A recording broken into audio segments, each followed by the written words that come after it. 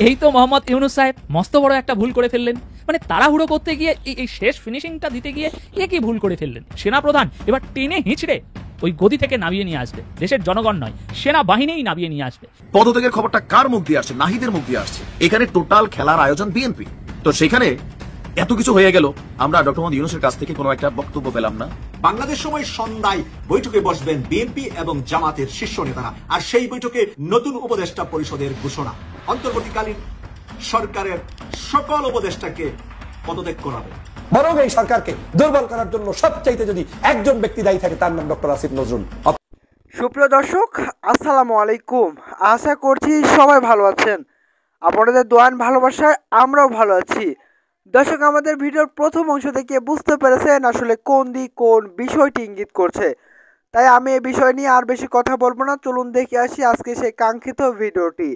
কিন্তু তার আগে আপনি যদি আমাদের ইউটিউব চ্যানেলে নতুন হয়ে থাকেন অবশ্যই চ্যানেল সাবস্ক্রাইব করে রাখুন।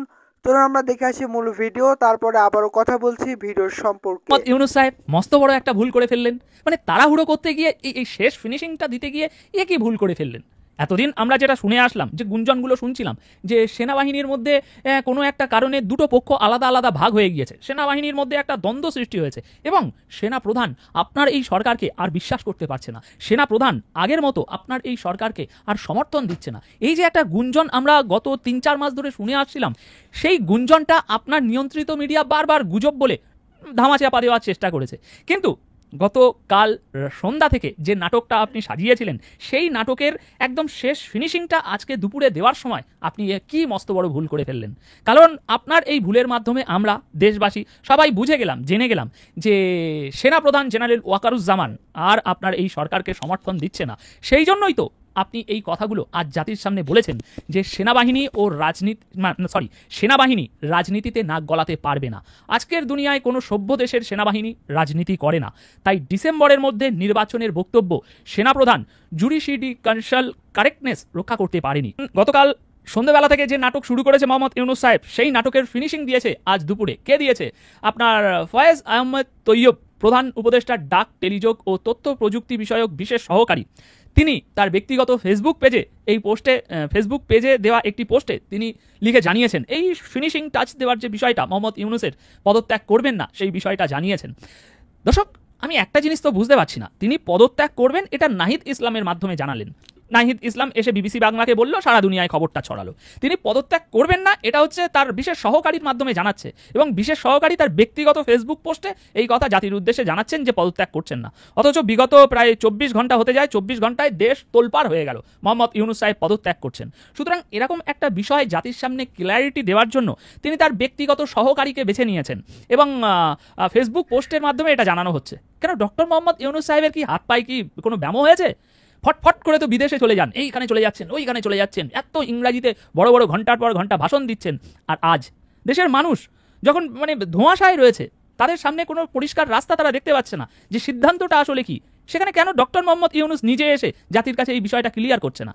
কেন ক্লিয়ার করছে না আসুন আপনাদেরকে বোঝাই। কারণ তিনি নাহিদকে দিয়ে যেটা বলাতে চেয়েছেন সেটা তিনি তার নিজের মুখ থেকে বলতে পারেন না, এবং আজ ফিনিশিং দেওয়ার সময় তিনি তার বিশেষ সহকারী দিয়ে যেগুলো বলিয়েছেন সেটাও তিনি তার মুখ থেকে বার করতে পারবেন না। বার করলে সেনাপ্রধান এবার টেনে হিঁচড়ে ওই গদি থেকে নামিয়ে নিয়ে আসবে, দেশের জনগণ নয় সেনাবাহিনীই নামিয়ে নিয়ে আসবে। বাংলাদেশ সময় সন্ধ্যায় বৈঠকে বসবেন বিএনপি এবং জামাতের শীর্ষ নেতারা, আর সেই বৈঠকে সিদ্ধান্তের ফাইনালে যাওয়ার কথা আছে। বিএনপি থেকে 5 জন, জামাত থেকে 3 জন, এনসিপি থেকে হাসনাত আব্দুল্লাহ সহ 2 জন, চরমুনাই থেকে 1 জন এবং মাহমুদুর রহমান মান্না সহ আরো কয়েকজন মিলে নতুন উপদেষ্টা পরিষদের ঘোষণা। ডক্টর মোহাম্মদ ইউনুস স্যারকে সামনে রেখে ইউনুস স্যারকে এক ধরনের বাধ্য করে উনি সহ টোটাল অন্তর্বর্তীকালীন সরকারের সকল উপদেষ্টাকে পদত্যাগ করাবেন। এর পদত্যাগের কয়েক ঘন্টার ভিতরে নতুন করে বিপ্লবী ইসলামী সংগ্রামীরা শপথ নেবে বাংলাদেশের প্রধান বিচারপতির হাতে, এবং প্রধান বিচারপতির হাতে শপথ নিয়ে তারা প্রধানত ইসলামী দল, যেটা বাংলাদেশের সবচেয়ে বড় ইসলামী দল জামাত ইসলামী, তার প্রধানকেই শপথ করাবেন প্রধান উপদেষ্টা হিসাবে। তখন বিএনপি মাইনাস হয়ে যাবেন।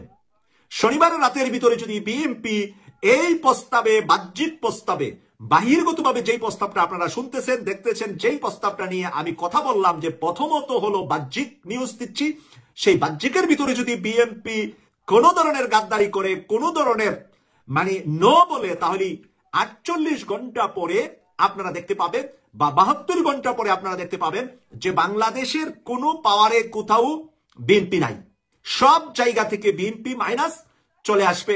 বিপ্লবীরা বিপ্লবী ওই কিনা মরলে শহীদ বাঁচলে গাজী, কাফনের কাপড় থাকবে তাদের মাথায় বাঁধা। 48 থেকে 72 ঘন্টার ভিতরে সারা ঢাকা ব্লক দিয়ে এই সরকারটি গঠন হবে ইসলামী বিপ্লবী সরকার। এখানে এনসিপি থেকে হাসনাত আব্দুল্লাহ থাকবে, হাসনাত আব্দুল্লাহর দুদিকেই নাম আছে। আর যদি বিএনপি জামাত মিলে শনিবারের সন্ধ্যায় ডক্টর মোহাম্মদ ইউনূসের সাথে কথাবার্তা, বিএনপির ভিতরে নম্রতা, ভদ্রতা, শিষ্টাচারিতা পাওয়া যায়, তাহলে বিএনপি থেকে 5 জন, জামাত নিজে প্রস্তাব দিয়েছে বিএনপি 5 জামাত 3 নিয়ে অন্তর্বর্তীকালীন সরকার গঠন করবে। সাথে ওই যে জামাতের 3 কিন্তু 9 হয়ে যাবে, 3 সংখ্যা 9 হয়ে যাবে। এনসিপি থেকে যে 2টা আসবে ওই 2টাও জামাতেরই মনোনীত, চরমোনাই জামাতের মনোনীত। এরকম যে কয়টা আসবে এর মধ্যে মেজরিটি 9টাই ধরেন, 3টা থেকে তারা 9টার পাওয়ার থাকবে ওখানে জামাতের। বিএনপির 5টার সাথে আরো 2-4টা সমমনা বিএনপিরও থাকবে। তাই 50-50, জামাতের 50 আর বিএনপির 50। আর মাথার উপরে কে থাকবে? ডক্টর মোহাম্মদ ইউনূস।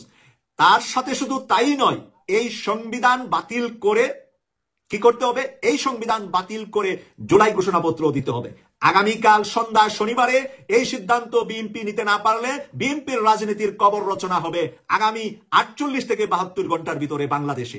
বিএনপির রাজনীতির মুখে নেওয়ার লোক খুঁজে পাওয়া কঠিন হয়ে যাবে 72 ঘন্টা পরে। কারণ এটা ব্লক এরকম হবে, ব্লক যেই ব্লকের ভিতরে যারা আসছে তারাই থাকবে, যারা বাহিরে ফিনিশ, ডান, রাজনীতি খতম।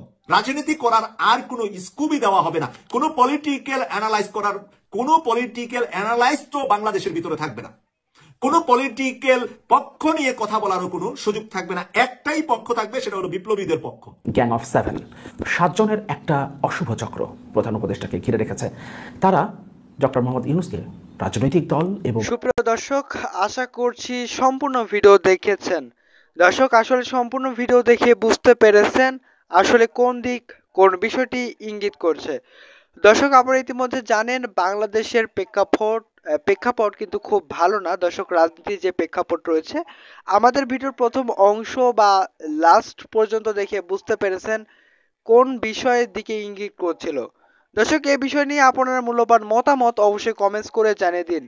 যারা আমাদের চ্যানেলে নতুন, অবশ্যই চ্যানেলটি সাবস্ক্রাইব করে আমাদের পাশে থাকুন। আমরা কিন্তু প্রতিনিয়ত সব ধরনের খবর সবার আগে আপলোড করে থাকি, এমনকি চ্যানেলে গিয়েও ভিজিট করে আসতে পারেন। ধন্যবাদ, দেখা হচ্ছে নতুন কোনো ভিডিওতে। সে পর্যন্ত সবাই ভালো থাকবেন, সুস্থ থাকবেন। আল্লাহ হাফেজ।